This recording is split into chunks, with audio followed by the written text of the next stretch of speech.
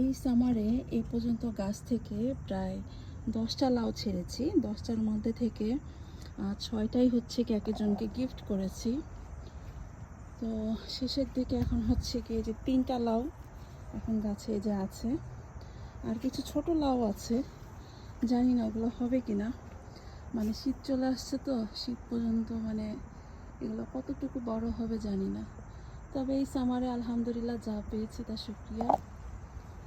গাছে কিছু কুমড়া আছে, এগুলো না পাকলেও খাওয়া যাবে, কাঁচাও খাওয়া যাবে এই সামারের জন্য আলহামদুলিল্লাহ। যেগুলো হচ্ছে গিয়ে আজকে গার্ডেন থেকে তুললাম।